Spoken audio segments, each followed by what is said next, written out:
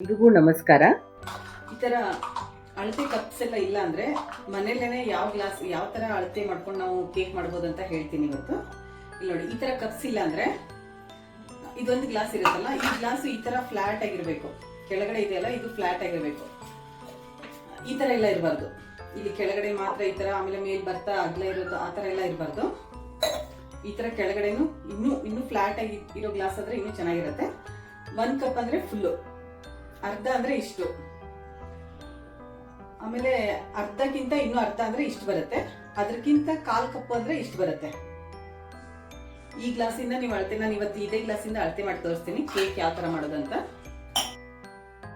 ನಾನಿವತ್ತು ಬೆಲ್ಲ ಮತ್ತೆ ಗೋಧಿ ಹಿಟ್ಟಿಂದ ಕೇಕ್ ಮಾಡ್ತಾ ಇದ್ದೀನಿ. ಇದು ಕ್ಯಾರೆಟ್ ಕೇಕು. ಈಗ ನೋಡಿ, ಇದು ಗ್ಲಾಸಲ್ಲಿ ಅಳತೆ ಮಾಡಿ ತೋರಿಸ್ತೀನಿ. ಕಪ್ಪಲ್ಲಿ ಹಾಕೊಂಡು ನೀವು ಅರ್ಧ ಗ್ಲಾಸ್ ಆದ್ರೂ ತಗೊಳ್ಳಿ, ಇಲ್ಲ ಅಂದ್ರೆ ಅರ್ಧಕ್ಕಿಂತ ಕಮ್ಮಿ. ನಾನು ಅರ್ಧಕ್ಕಿಂತ ಕಮ್ಮಿ ತಗೊಂಡಿದ್ದೀನಿ, ಸ್ವೀಟ್ ಜಾಸ್ತಿ ಬೇಡ ಅಂತ. ನೀವು ಬೇಕಂದವರು ಅರ್ಧ ಗ್ಲಾಸ್ ತಗೊಂಡ್ರೆ ಸ್ವೀಟ್ ಕರೆಕ್ಟ್ ಆಗಿರುತ್ತೆ.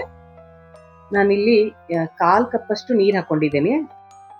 ಬೆಲ್ಲ ಮತ್ತು ನೀರನ್ನ ಹಾಕ್ಬಿಟ್ಟು ಇದು ಒಂದು ಕುದಿಬೇಕು. ಬೆಲ್ಲ ಎಲ್ಲ ಫುಲ್ ಮೆಲ್ಟ್ ಆದ್ಮೇಲೆ ಸುಮ್ಮನೆ ಒಂದು ಕುದಿಬೇಕು, ಜಾಸ್ತಿನೂ ಕುದಿಸಂಗಿಲ್ಲ. ಇದಕ್ಕೆ ಸ್ವಲ್ಪನೇ ಕುದ್ಮೇಲೆ ಇದನ್ನ ಕೆಳಗೆ ಇಳಿಸಿ ಇದು ಫುಲ್ ತಣ್ಣಗಾಗ್ಬೇಕು.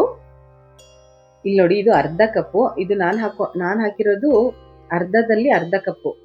ನೀವು ಬೇಕಂದ್ರೆ ಅರ್ಧ ಹಾಕೊಳ್ಳಿ. ಇಷ್ಟು ಬೆಲ್ಲ ಹಾಕೊಂಡ್ರೆ ಸರಿ ಹೋಗುತ್ತೆ ಈ ಗ್ಲಾಸಲ್ಲಿ. ನಾನು ಇಲ್ಲಿ ಒಂದ್ ಸ್ವಲ್ಪ ಚಕ್ಕೆ ತಗೊಂಡಿದ್ದೀನಿ. ಈ ಚಕ್ಕೆನ ಸ್ವಲ್ಪ ಪೌಡರ್ ಮಾಡ್ಕೊತಾ ಇದ್ದೀನಿ, ಇಲ್ಲ ಬೇಕಂದ್ರೆ ನೀವು ಮಿಕ್ಸಿಗೆನೂ ಹಾಕೋಬಹುದು.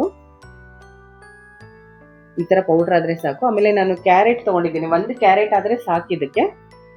ಈ ಕ್ಯಾರೆಟ್ನ ನೋಡಿ, ನಾನು ಬರೀ ಮೇಲ್ಗಡೆ ಭಾಗ ಮಾತ್ರ ತುರ್ಕೋತೀನಿ. ಒಳಗಡೆದು ಒಂಚೂರು ಎಲ್ಲೋ ತರ ಇರುತ್ತಲ್ಲ, ಅದನ್ನ ಹಾಕ್ತಾ ಇಲ್ಲ. ಯಾಕಂದ್ರೆ ಕಲರ್ ಸ್ವಲ್ಪ ಅದು ಚೇಂಜ್ ಆಗುತ್ತೆ ಅಂತ ಬರೀ ಮೇಲ್ಗಡೆ ಭಾಗ ಮಾತ್ರ ತುರ್ಕೊಂಡಿದ್ದೀನಿ. ಅಷ್ಟರಲ್ಲಿ ಇದು ತಣ್ಣಗಾಗಿದೆ. ಈಗ ಇದನ್ನ ಒಂದು ಬೌಲ್ಗೆ ಹಾಕೋತೀನಿ. ಇದಕ್ಕೆ ಒಂದು 1/4 ಕಪ್ ಅಷ್ಟು ಎಣ್ಣೆ ಅಥವಾ ತುಪ್ಪ ಹಾಕೊಳ್ಳಿ. ನಾನು ಇಲ್ಲಿ ಎಣ್ಣೆ ಹಾಕಿ ತೋರಿಸ್ತಾ ಇದ್ದೀನಿ. ಇಲ್ಲಿ ಫಸ್ಟ್ ಗ್ಲಾಸ್ ಅಲ್ಲಿ ನಾನು ಎಣ್ಣೆ ಹಾಕೊಂಡಿದ್ದೀನಿ, ಅದನ್ನ ಈಗ ಇಲ್ಲಿ ಅಳತೆನಲ್ಲಿ ತೋರಿಸಿದ್ರೆ ಕರೆಕ್ಟ್ ಆಗಿರುತ್ತೆ. 1/4 ಕಪ್ ಅಂದ್ರೆ ಇಷ್ಟೇ, ಕೆಳಗಡೆ ಭಾಗ ಮಾತ್ರ. ನೀವು ತುಪ್ಪ ಹಾಕೊಳ್ಳಿ, ತುಪ್ಪದಲ್ಲಿ ತುಂಬಾ ಚೆನ್ನಾಗಿ ಟೇಸ್ಟ್ ಬರುತ್ತೆ. ನಾನು ಎಲ್ಲರೂ ಮನೇಲಿ ಮಾಡ್ಕೋಬಹುದು ಅಂತ ನಾನು ಎಣ್ಣೆನಲ್ಲಿ ತೋರಿಸ್ತಾ ಇದ್ದೀನಿ. ಆಮೇಲೆ ಇಷ್ಟು ಅರ್ಧಕ್ಕಿಂತ ಸ್ವಲ್ಪ ಕಮ್ಮಿ ಮೊಸರು ಹಾಕೋತೀನಿ ಈಗ ಇದಕ್ಕೆ. ಇಷ್ಟು, ಇದು ನೋಡಿ, ಇದನ್ನು ಕಪ್ಪಲ್ಲಿ ಅಳತೆ ಮಾಡಿ ತೋರಿಸ್ತೀನಿ. ಇದು ಕರೆಕ್ಟ್ ಆಗಿರುತ್ತೆ ನೋಡಿ. ಇದು ಅರ್ಧ ಗ್ಲಾಸ್ ಇದೆಯಲ್ಲ, ಅದಕ್ಕಿಂತ ಸ್ವಲ್ಪ ಕಮ್ಮಿ ಮೊಸರು ಹಾಕೊಂಡಿದ್ದೀನಿ. ಇದನ್ನೆಲ್ಲ ಚೆನ್ನಾಗಿ ಕಲಿಸ್ಬೇಕು. ಇದಕ್ಕೆ 1 ಸ್ಪೂನು ವೆನಿಲಾ ಎಸೆನ್ಸ್. ಇದೆಲ್ಲ ಚೆನ್ನಾಗಿ ಮಿಕ್ಸ್ ಆದ್ಮೇಲೆ ಇದಕ್ಕೆ 1 ಗ್ಲಾಸ್ ಗೋಧಿ ಹಿಟ್ಟು ಹಾಕ್ತಾ ಇದ್ದೀನಿ. ಇದೇ ಗ್ಲಾಸಿಂದ ನಾನು ಎಲ್ಲಾನು ಅಳತೆ ಮಾಡಿ ತೋರಿಸ್ತಾ ಇದ್ದೀನಿ. ಇದಕ್ಕೆ 1 ಸ್ಪೂನು ಶುಂಠಿ ಪೌಡ್ರು, ಆಮೇಲೆ ಚಕ್ಕೆ ಪೌಡ್ರು, ಆಮೇಲೆ ಇದು ಬೇಕಿಂಗ್ ಪೌಡ್ರು. ಇದು 1 ಸ್ಪೂನ್ ಬೇಕಿಂಗ್ ಪೌಡ್ರು, 1 ಸ್ಪೂನ್ಗಿಂತ ಸ್ವಲ್ಪ ಕಡಿಮೆ, ಯಾಕಂದ್ರೆ ನಂದು ಸ್ಪೂನ್ ತುಂಬಾ ದೊಡ್ಡದಾಗಿದೆ. ಆಮೇಲೆ ಇದು ಬೇಕಿಂಗ್ ಸೋಡಾ ಅರ್ಧ ಟೀ ಸ್ಪೂನು. ಇದೆಲ್ಲ ಹಾಕಿ ಜರಡಿ ಹಿಡ್ಕೊಂಡು ಇದನ್ನ ಮಿಕ್ಸ್ ಮಾಡ್ಕೋತೀನಿ. ಈಗ ಇದನ್ನ ಮಿಕ್ಸ್ ಮಾಡ್ಬೇಕಾದ್ರೆ ಒಂದೇ ಡೈರೆಕ್ಷನ್ ಅಲ್ಲಿ ಮಿಕ್ಸ್ ಮಾಡಬೇಕು, ತುಂಬಾನು ಫಾಸ್ಟ್ ಆಗಿ ತಿರುಗಿಸ್ಬಾರ್ದು.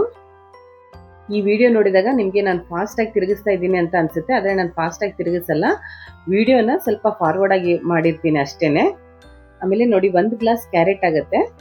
ಸ್ವಲ್ಪ ನಾನು ಕ್ಯಾರೆಟ್ನ ಈಗ ಹಾಕೊಂಡು ಸ್ವಲ್ಪ ಡ್ರೈ ಫ್ರೂಟ್ಸ್, ಇದು ಆಪ್ಷನಲ್, ಡ್ರೈ ಫ್ರೂಟ್ಸ್ ಬೇಕಂದ್ರೆ ಹಾಕೊಳ್ಳಿ, ಇಲ್ಲಾಂದ್ರೆ ಇಲ್ಲ. ಕ್ಯಾರೆಟ್ ಮಾತ್ರ 1 ಗ್ಲಾಸ್ಗಿಂತ ಸ್ವಲ್ಪ ಕಡಿಮೆ. ಆಮೇಲೆ ಗೋಧಿ ಹಿಟ್ಟು ಹಾಕಿರೋದ್ರಿಂದ ನೋಡಿ ಸ್ವಲ್ಪ ಗಟ್ಟಿ ಬರುತ್ತೆ, ಅದಕ್ಕೆ ಸ್ವಲ್ಪ ಹಾಲು ಹಾಕೋತಾ ಇದ್ದೀನಿ. ಹಾಲು ಹಾಕೊಳ್ಳಿ, ಇಲ್ಲಾಂದ್ರೆ ನೀರು ಹಾಕೋಬಹುದು. ಅರ್ಧ ಗ್ಲಾಸು ಮಿಲ್ಕ್ ಪೌಡರ್. ಇದು ಮಿಲ್ಕ್ ಪೌಡರ್ ಹಾಕೊಂಡ್ರೆ ಕೇಕ್ ಚೆನ್ನಾಗಿ ಬರುತ್ತೆ. ನನ್ನ ಕಡೆ ಖಾಲಿ ಆಗಿತ್ತು ಅಂತ ಲಾಸ್ಟ್ ಅಲ್ಲಿ ತರಿಸಿ ಹಾಕ್ತಾ ಇದ್ದೀನಿ. ಆಮೇಲೆ ಸ್ವಲ್ಪ ಹಾಲು, ಇನ್ನೊಂಚೂರು ಹಾಲು, ಯಾಕಂದ್ರೆ ಗೋಧಿ ಹಿಟ್ಟು ಸ್ವಲ್ಪ ಹಾಲು ಅಥವಾ ನೀರ್ನ ಬೇಕಾಗುತ್ತೆ ಇದಕ್ಕೆ ಸ್ವಲ್ಪ ಮೇಲ್ಗಡೆ ಹಾಕಕ್ಕೆ. ಇದೆಲ್ಲ ಆದ್ಮೇಲೆ ಈಗ ರೆಡಿ ಆಯ್ತು ನೋಡಿ. ಇದು ತುಂಬಾ ತೆಳ್ಳಗಿರಬಾರ್ದು, ಸ್ವಲ್ಪ ಗಟ್ಟಿನೇ ಇರಲಿ. ಇದನ್ನ ಕೇಕ್ ಮೋಲ್ಡ್ಗೆ ಹಾಕೋತಾ ಇದ್ದೀನಿ. ಈ ಕೇಕ್ನ ನಾನು ಓವನಲ್ಲಿ ಮಾಡ್ತಾ ಇದ್ದೀನಿ. ನೀವು ಓವನಲ್ಲಿ ಮಾಡ್ತೀನಂದ್ರೆ ಸರಿ, ಇಲ್ಲಾಂದ್ರೆ ಕುಕ್ಕರಲ್ಲಿ ಮಾಡೋದನ್ನು ನಾನು ಪ್ಲಮ್ ಕೇಕ್ ಹೇಗೆ ಮಾಡೋದಂತ ತೋರಿಸಿದ್ದೀನಿ, ಅದೇ ತರನು ಇದನ್ನು ಮಾಡ್ಕೋಬಹುದು. ಮೇಲ್ಗಡೆ ಸ್ವಲ್ಪ ಕ್ಯಾರೆಟ್ ತುರಿ, ಆಮೇಲೆ ಡ್ರೈ ಫ್ರೂಟ್ಸು, ಆಮೇಲೆ ಇದು ಪಂಪ್ಕಿನ್ ಸೀಡ್ಸ್, ಕಲರ್ ಚೆನ್ನಾಗಿರುತ್ತೆ ಅಂತ ಇದನ್ನ ಹಾಕೋತಾ ಇದ್ದೀನಿ. ಇದೆಲ್ಲ ಹಾಕ್ಬಿಟ್ಟು ನಾನು ಮೊದಲೇ ಪ್ರೀ ಹೀಟ್ ಮಾಡಿದ್ದೆ ಓವನ್ನ 180 ಡಿಗ್ರಿ ಸೆಲ್ಸಿಯಸ್ ಅಲ್ಲಿ.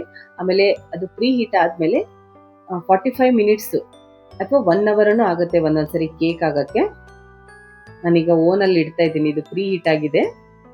ಇದು ಯಾರು ಬೇಕಾದರೂ ಈಸಿಯಾಗಿ ಮಾಡ್ಬೋದು, ಯಾಕಂದರೆ ನನ್ನ ಮನೆಯಲ್ಲಿರೋ ಸಾಮಗ್ರಿಗಳನ್ನೇ ಯೂಸ್ ಮಾಡಿ ಮಾಡಿರೋದ್ರಿಂದ ತುಂಬ ಈಸಿ ಆಗುತ್ತೆ. ಆಮೇಲೆ ಮಾಡೋದನ್ನು ಸುಲಭನೇ.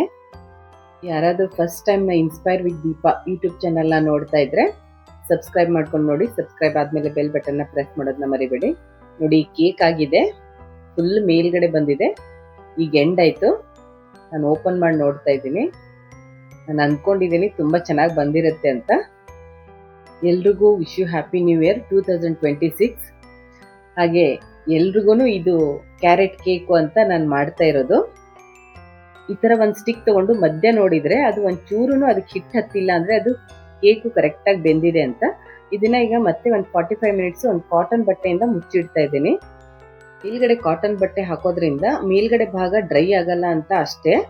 ಆಮೇಲೆ ಇದು ಆಗಿದೆ ನೋಡಿ, ಈಗ ಫುಲ್ ತಣ್ಣಗಾಗಿದೆ. ಸ್ವಲ್ಪ ಸೈಡ್ ಎಲ್ಲ ಲೂಸ್ ಮಾಡಿಕೊಂಡು ಕೇಕ್ನ ತೆಗಿತಾ ಇದ್ದೀನಿ. ನೋಡಿ ಕರೆಕ್ಟಾಗಿ ಬಂದಿದೆ. ನಾನು ಎಣ್ಣೆ ಯೂಸ್ ಮಾಡಿದ್ದೀನಿ. ಎಣ್ಣೆ ಬದಲಿ ನೀವು ತುಪ್ಪನೂ ಯೂಸ್ ಮಾಡ್ಬೋದು. ತುಪ್ಪ ಹಾಕಿದರೆ ಇನ್ನೂ ತುಂಬ ಚೆನ್ನಾಗಿ ಟೇಸ್ಟ್ ಬರುತ್ತೆ. ನೋಡಿ ಎಷ್ಟು ಚೆನ್ನಾಗಿ ಬಂದಿದೆ ಕೇಕು. ಗೋಧಿ ಹಿಟ್ಟಿದ್ದು ಅಂತ ಅನ್ಸೋದೇ ಇಲ್ಲ, ಅಷ್ಟು ಚೆನ್ನಾಗಿ ಬಂದಿದೆ.